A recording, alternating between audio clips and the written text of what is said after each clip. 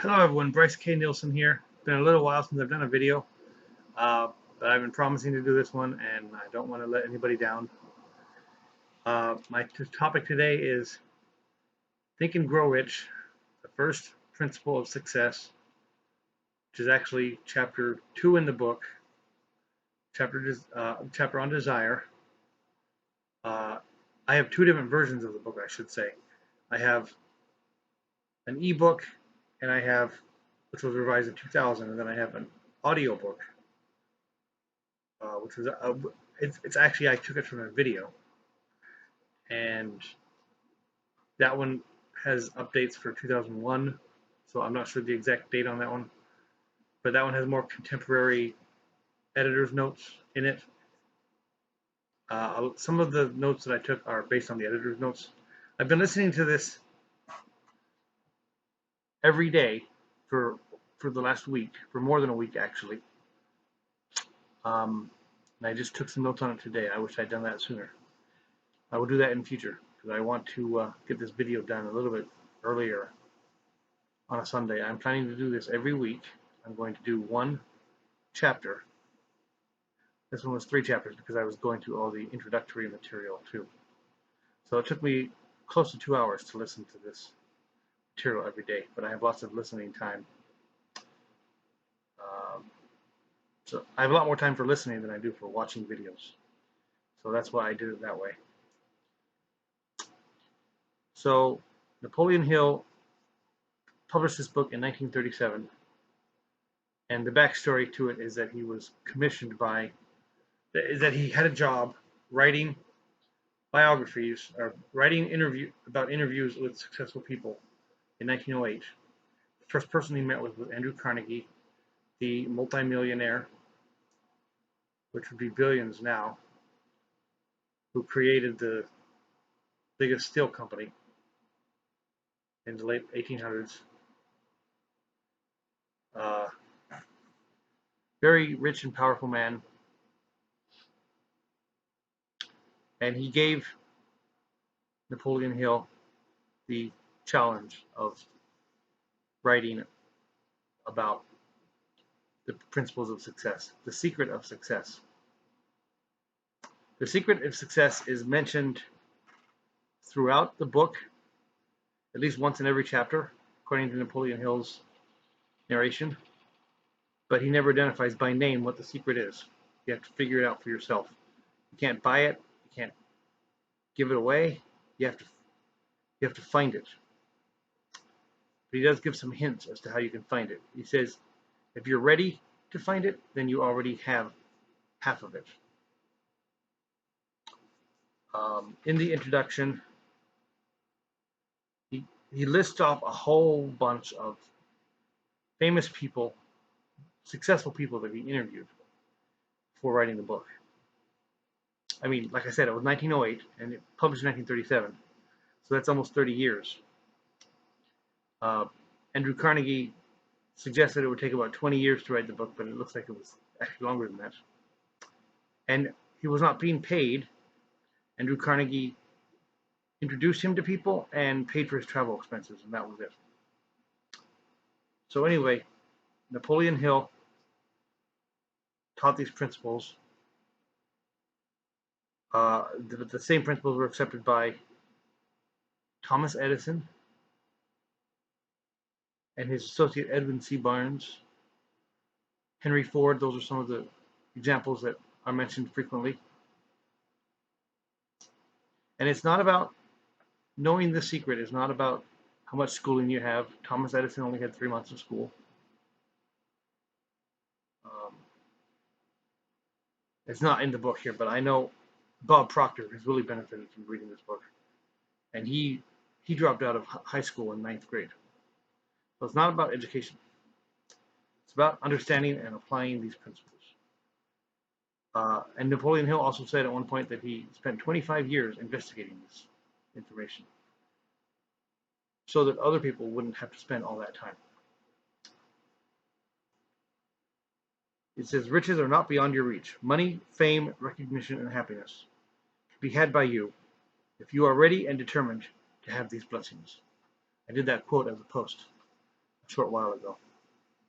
That is a direct quote from Napoleon Hill in the introduction. I'm not going to go over the long list of famous people to be interviewed. There's a lot of material, way too much here for me to cover in this short video. But it includes 3 US presidents, includes all sorts of inventors, founders of various businesses. As I said, the audio version I have includes a lot of modern editorial notes. In one of the notes, they say his list only included people that he actually interviewed. There were many other people who he didn't speak to, but they also followed these principles. And there were some who followed them but met him later after he wrote the book. It says Napoleon Hill and this book made more millionaires than any other person in history, and they inspired more motivational experts than anyone else in history. Then they have a long list of motivational experts, including the early ones like Dale Carnegie, Norman Vincent Peale. There are others such as W. Clement Stone, Og Mandino, and Earl Nightingale, who worked directly with Napoleon Hill or his foundation. I know Earl Nightingale was one of Bob Proctor's mentors. I've heard of these others. There's another long list of other people that have written books with echoes of his principles in them. Some of whom I heard of, some of whom I haven't. But he mentioned Stephen Covey and Tony Robbins. And he also said he never knew anyone that distinguished themselves or accumulated riches of any consequence without following Andrew Carnegie's secret.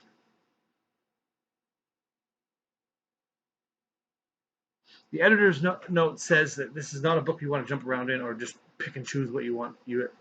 It's a philosophy of personal achievement. A philosophy is a system of principles that will guide your thoughts and actions and provide you with a code of ethics and a standard of values. So you need to read every chapter, every page, and apply everything in here. Just picking and choosing won't work. Think and Grow Rich doesn't just change what you think, it also changes the way that you think. They added more modern examples in the contemporary notes. They changed the title of one of the chapters. Or 2 of the chapters, and they renumbered because the first chapter in the original book didn't have a number.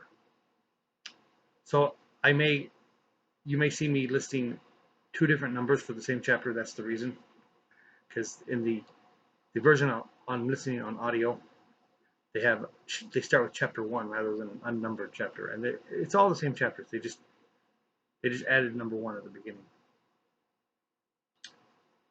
and changed the one that was number 1 to number 2, etc.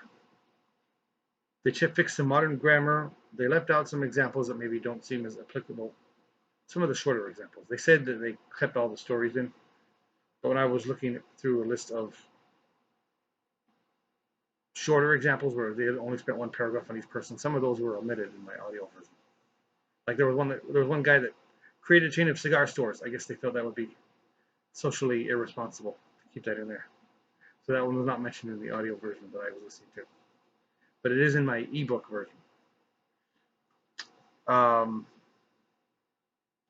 The guy still achieved success using these principles. It's still an example of that. They just didn't want to emphasize that. So getting back to Napoleon Hill's, he says both poverty and riches are the offspring of thought. And now it's getting into chapter 2, chapter 1 in the original. Thoughts are things. Gives the example of a man who thought himself into partnership with Thomas A. Edison, the only person who ever worked as a partner rather than an employee with Thomas A. Edison. That was Edwin C. Barnes. He spends quite a bit of time on this example. He's the man who wanted to work with Edison, not for him, and he had to overcome all kinds of obstacles. The only thing he had going for him at the beginning was he had a definite desire that he was absolutely committed to, and he wanted it more than anything. Even if it took him the rest of his life, he was going to do it.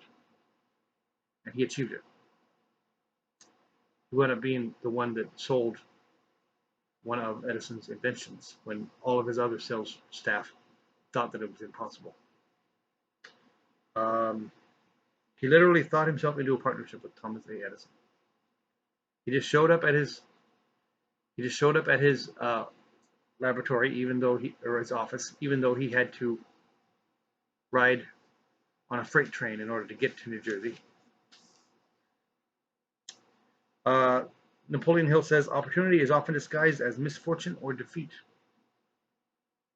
He also gives an example in the middle of this chapter about a man named R.U. Darby, whose uncle once went west searching for gold. He found gold in California. He dug it up, and then it ran out,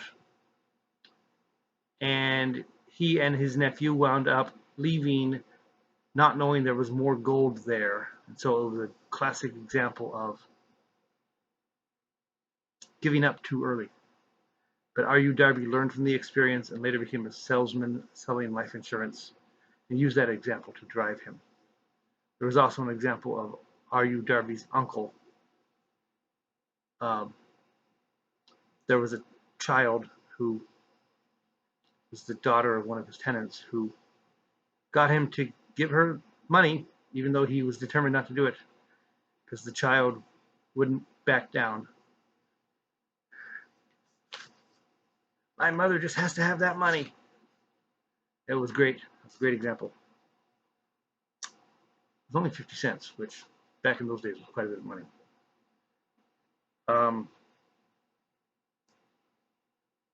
Some modern examples. Jack Welch had these are people who had failures and later succeeded. So Jack Welch had a plastics plant blow up that he was responsible for. Charles Schwab failed many times before he thought of the idea that grew to make him very rich, and he worked for Carnegie. Page 3 of my notes. Finally, we get into the chapter on desire. This is the first principle. It was featured prominently in the previous chapter, so when I was listening, it was hard for me to tell which chapter I was in. The editor's notes, they remind us that more than 60 million people have bought this book. So read it, don't question it, and do what it says. It's not something that... It's something that is very well tested and proven to work. So the starting point, desire is the starting point, the first step toward riches. Edwin C. Barnes succeeded because he chose a definite goal, placed all of his energy and all of his willpower and effort, and put everything he had into achieving that goal. And he was determined. He wound up getting a job for Edison, and it was more than 5 years later before he got his opportunity to become his partner. So he persisted. It says he left himself no retreat. He was absolutely determined to do it, and he wasn't going to back down. They give the example of an ancient military commander who gave the command for his boats to be burned after they landed on the enemy shore, because that way, the only way they would live is if they won their battle. So that's an example of not leaving yourself a retreat. Another example is after a Chicago fire in 1871, all of the merchants, the store owners, except for one, decided they were going to leave and go somewhere else. The one that stayed was determined. He was going to rebuild his store, build a nicer store on the same location. And it became a monumental, I'm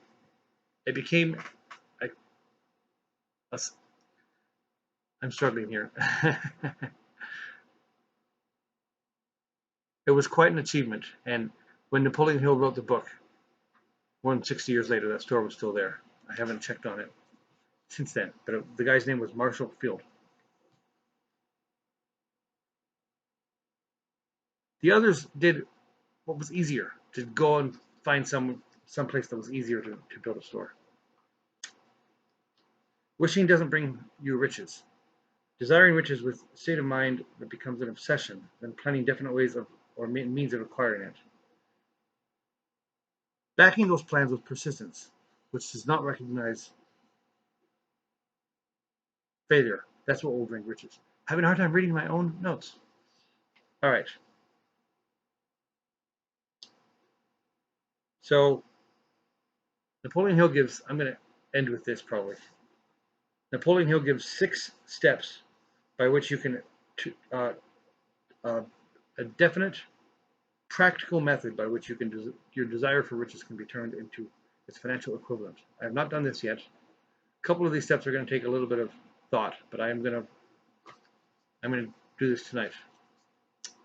Number 1, you fix in your mind the exact amount of money that you want, that you desire. Be definite about the amount. There's a psychological reason for this. It's not enough to say, I want a lot of money. Number 2, determine exactly what you intend to give in return for the money. There's no such thing as something for nothing. Number 3, establish a definite date by which you intend to possess the money you desire. 4, create a definite plan for carrying out your desire. Begin at once, whether you are ready or not, to put your plan into action. And 5, write out everything in the previous steps. 6 is read your written statement aloud twice a day. Once in the morning and once in the evening. And you have to see and feel yourself in possession of the money already. That can be the hardest one. And the editors remind us that many successful people have put these principles into practice. And it was not enough for them. You may think you're better than above this or whatever, but it was not enough for those people to know what their plan was. You have to actually write it, and you have to actually review it twice a day, as he says. It's not enough to intellectually know. All right, well, I'm done reading my notes. I just want to talk about it for a couple minutes. There's a lot of material there. My future videos will be a little bit shorter because there'll only be 1 chapter. This one was 3 chapters. I'm looking forward to listening to the next chapter this coming week, every day. So what I've learned from this is that I need to be definite in my desire. I need to be specific about it. I need to be strong with it, absolutely committed.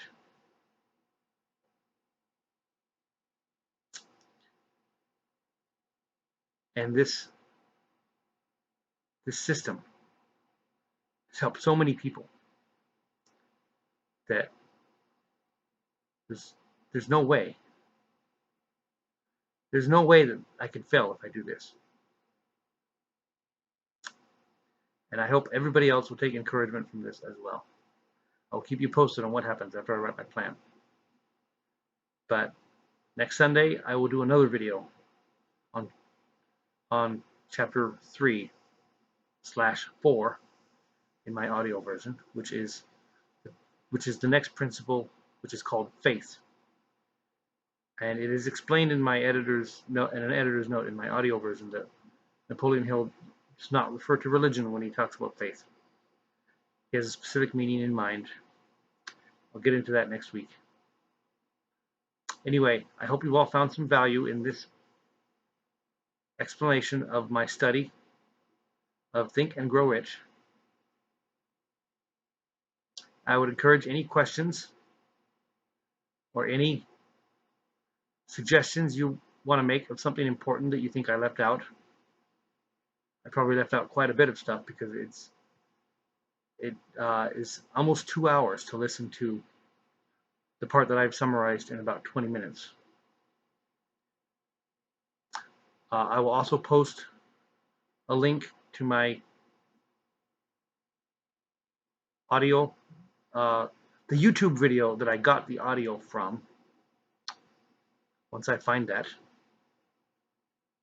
May not be tonight. I still have some work to do tonight.